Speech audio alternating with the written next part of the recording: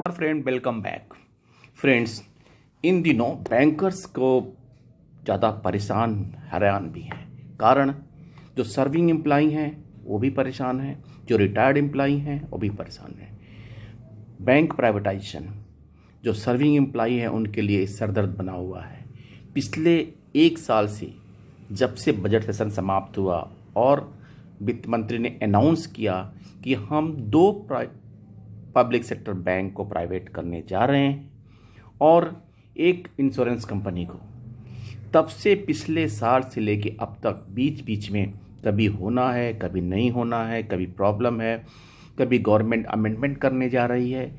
इन सब बातों से बैंकर्स की रातों की नींद उड़ी हुई है। फ्रेंड्स, अभी लेटेस्ट जब विंटर सेशन शुरू हुआ 29 नवंबर को, तब से ये हल्ला था कि बैंक प्राइवेटाइजेशन बिल आने वाला है और ये इट वाज एक्सपेक्टेड कि ऑन 6 दिसंबर यानी मंडे को आएगा। लेकिन किन्हीं कारणों से ये टेबल नहीं हुआ। लेकिन टेबल ना होने का रीज़न ये नहीं है कि अब ये नहीं होगा। अभी भी ये डर बंधा हुआ है कि ये प्राइवेटाइजेशन का बिल कभी भी लोकसभा या और राज्यसभा दोनों में प्रस्तुत किया जाएगा। आपको बता दूं कि सरकारी बैंकों को प्राइवेट करने का सरकार अपना न्यूनतम हिस्सेदारी घटाकर 26% ला सकती है। वित्त मंत्री निर्मला सीतारमण ने इसी साल फरवरी में 21-22 में अपना बजट पेश करते हुए डिसइन्वेस्टमेंट कार्यक्रम के तहत सार्वजनिक क्षेत्र के 2 बैंकों को निजीकरण का डिक्लेरेशन किया था। चालू वर्ष में 1.75 लाख करोड़ इकट्ठा करने का जो टारगेट रखा गया है, उसमें मेजर चंक ये भी है कि LIC के IPO से और बैंकों को बेचने से लिया जाएगा। सूत्रों से मिली जानकारी के हिसाब से सरकारी बैंक कानून संशोधन 2021 के तहत PSB में अपनी हिस्सेदारी को 51% से घटाकर 26% ला सकती है। फिलहाल ऐसी संभावना है। हालांकि कहा गया है कि इस विधेयक के पेश करने के बारे में सारा निर्णय ग्रुप ऑफ मिनिस्टर्स मंत्रिमंडल लेगा। और फ्रेंड्स, इसके साथ साथ सबसे बड़ी बात है कि आने वाले दिनों में क्या होना है, गवर्नमेंट का क्या मंशा है। हालांकि हमारे UFBU के लीडर्स अब आगे आ रहे हैं और एजुकेशन प्रोग्राम, अपना कैंपेन प्रोग्राम अपने मेंबर्स को फॉलो करने के लिए दे रहे हैं और उसी तहत बैज बियरिंग, धरना प्रदर्शन आदि कैंपेन के लिए चार्ट आ गया है। मैं पूरा डिटेल इसलिए नहीं बताता हूं कि आप हर माध्यम से इसको देख रहे हैं, बार बार रिपीट करना उचित नहीं लगता है। लेकिन उसमें जो मेजर है वो 15-16 दिसंबर को स्ट्राइक के लिए कॉल किया गया है।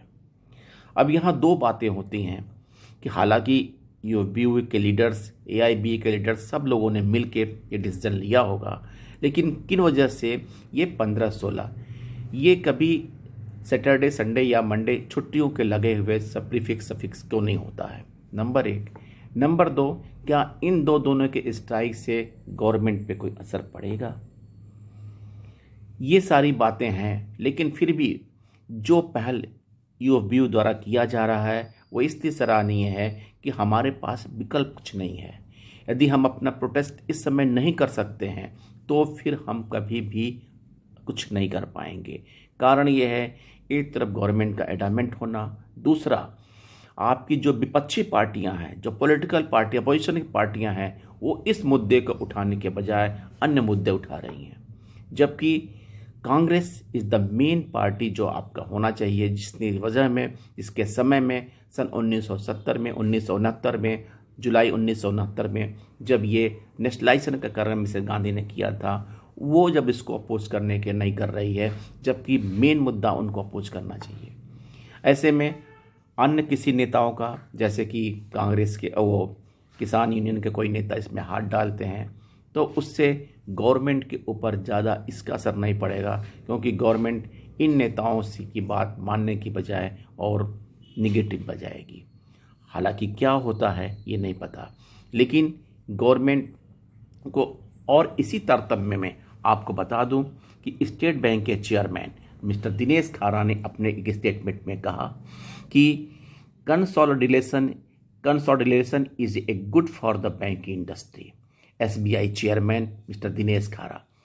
Consolidation among public sector banks is good for the banking industries as it will ensure that the consortiums lending to projects are not too big and there is a optimum utilization of a capital.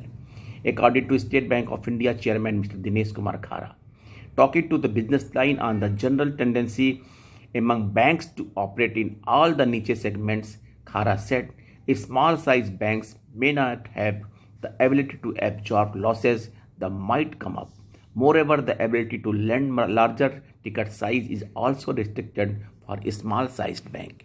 उनके हिसाब से कि big size bank का होना जरूरी है ताकि बड़े कंसोर्टियम एडवांस से बिग टिकट लेंडिंग आसानी से किया जा सके। लेकिन गवर्नमेंट और उन्होंने बताया है कि बैंकिंग इंडस्ट्री की consolidation is the more appropriate than the privatisation.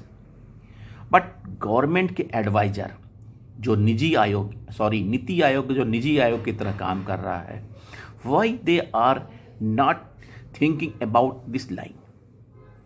अगर हम कंसोलिडेशन करके जो बचे हुए बैंक हैं उनको हम 5-6 जो वैसे बैंक का जो स्ट्रेटजी होना है उसके हिसाब से करते हैं तो उसमें बुराई क्या है।